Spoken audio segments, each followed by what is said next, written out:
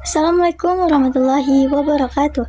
Halo semuanya, perkenalkan nama saya Miza Safira. Saya adalah mahasiswi dari Universitas Syahkuala Prodi Statistika dengan NPM 24081080-124. Pada kesempatan ini saya akan mempresentasikan hasil dari pembuatan proyek saya, yaitu dengan judul perancangan dan pengolahan database perpustakaan menggunakan SQL.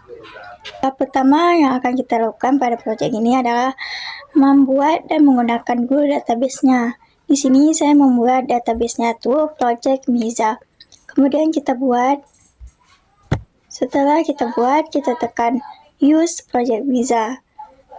Setelah database telah terbuat dan kita gunakan, kita selanjutnya membuat tabelnya.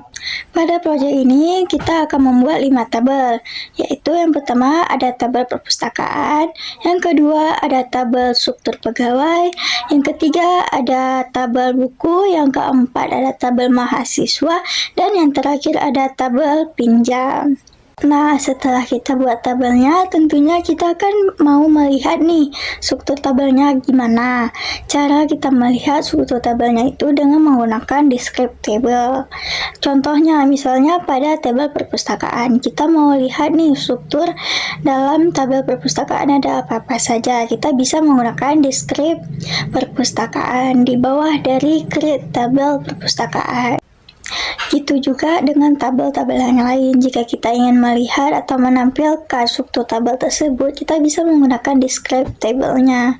Describe nama tabelnya, seperti yang pada contoh sebelumnya, yaitu describe perpustakaan. Oke, selanjutnya kita lanjut pada langkah kedua.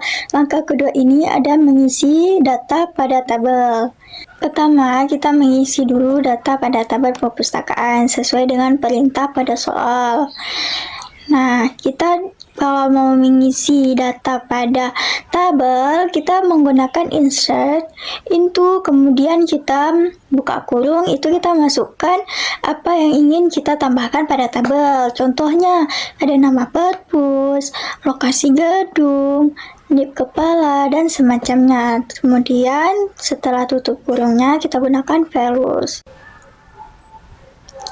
Setelah insert, jika kita ingin menampilkan tabelnya setelah kita tambahkan data, kita bisa menggunakan select from dengan nama tabel tersebut. Misalnya select from perpustakaan, select from pinjam, dan semacamnya. Nah, kemudian kita menambahkan 5 data lain ke dalam tabel selanjutnya, yaitu ada tabel struktur pegawai, ada tabel buku, ada tabel mahasiswa, ada tabel pinjam. Nah, selanjutnya itu ada update dan delete data. Yang pertama ini ada update data. Di sini contohnya mengambil update data pada tabel mahasiswa.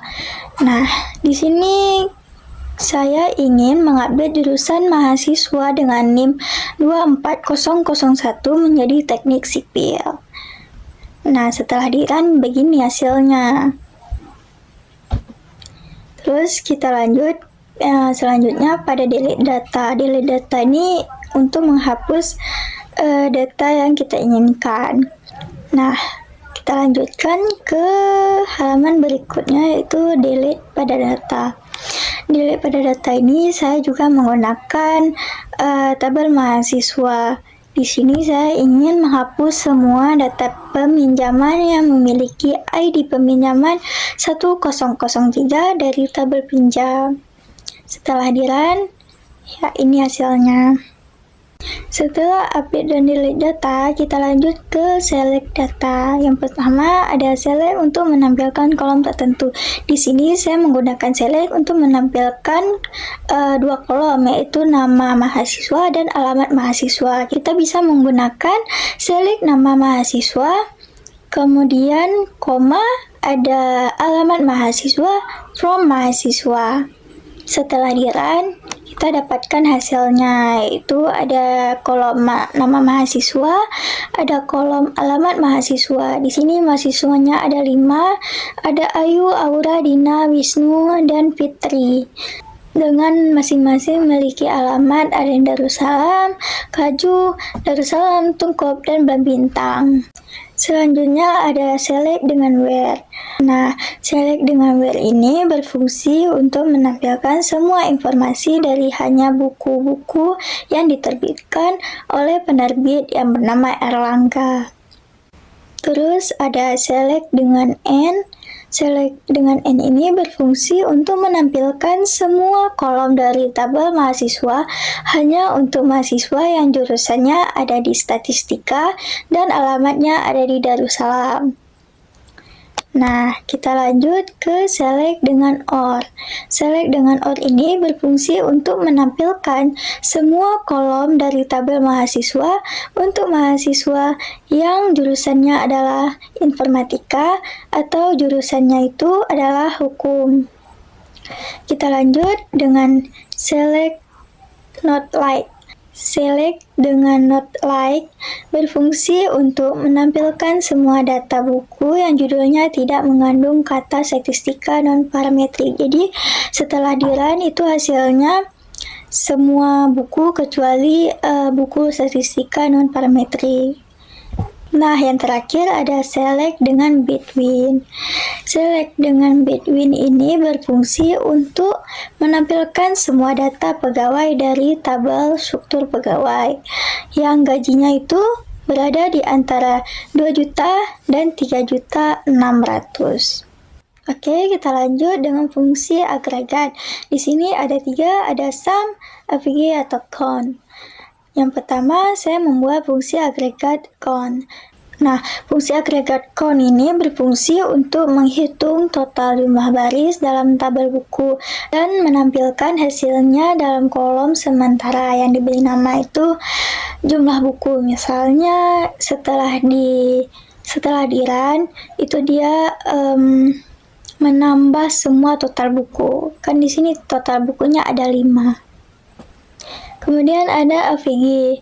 Fungsi agregat AVG ini berfungsi untuk menghitung nilai rata-rata. Jadi setelah kita tekan run, dia akan menampilkan rata-rata gaji dari struktur pegawai. Selanjutnya yang terakhir ada sum. Fungsi agregat sum ini berfungsi untuk menghitung total keseluruhan nilai dari semua data di kolom denda.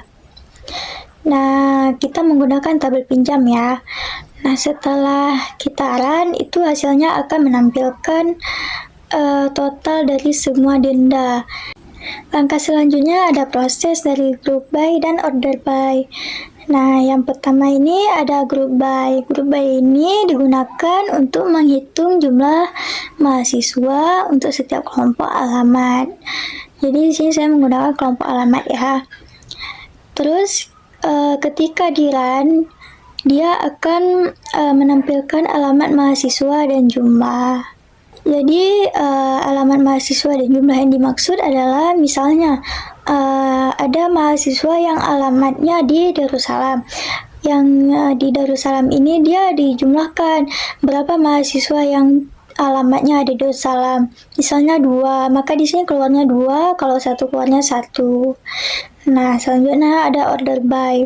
Order by ini digunakan untuk menampilkan semua kolom dari tabel pinjam dan kemudian hasilnya tuh diurutin dari yang terkecil sampai ke terbesar. Nah, di halaman selanjutnya ada cross join. Sintak yang saya gunakan ini berfungsi untuk menampilkan nama mahasiswa dan judul buku. Tetapi karena menggunakan where dengan judul buku analisis regresi, maka setelah di run itu semua nama mahasiswa memiliki buku yang judulnya analisis regresi. Selanjutnya ada inner join. Pada sintak yang digunakan ini berfungsi untuk menampilkan nama mahasiswa, judul buku, dan tanggal peminjaman hanya untuk data yang memiliki kecocokan di 3 penghubung tadi.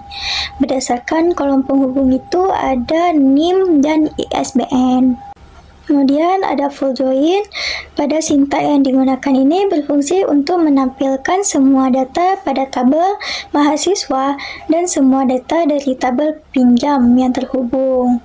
Jika mahasiswa yang belum pernah meminjam, itu hasilnya dia di tabelnya akan keluar 0. Halaman berikutnya ada any dan exist. Yang pertama, ini kita bahas dulu any ya. Sintak yang digunakan pada ini berfungsi untuk menampilkan semua data pegawai dari tabel struktur pegawai yang gajinya lebih besar dari gaji bendahara. Nanti setelah di-run, hasilnya akan keluar semua gaji dari struktur pegawai itu, tapi yang gajinya lebih besar dari gaji bendahara tersebut. Nah, setelah di-run, ini hasilnya tabel tersebut cuman hanya menampilkan nama mahasiswa-mahasiswa yang sudah pernah meminjam. Terakhir adalah membuat tabel virtual view. Sintaks yang kita buat dalam view virtual ini kita beri nama view peminjaman yang berisi gabungan data peminjam, nama mahasiswa, judul buku, dan denda. Kemudian kita buat melalui inner join dari 3 tabel tersebut. Dan setelah di-run, hasilnya akan menampilkan semua isi dari view yang baru dibuat tersebut. Dengan berakhirnya langkah-langkah pada proyek saya kali ini, maka berakhir pula presentasi dari saya. Dan mohon maaf jika banyak kesalahan. Semoga apa yang saya sampaikan dapat menjadi pengetahuan baru bagi teman-teman. Saya akhiri dengan kata Assalamualaikum warahmatullahi wabarakatuh.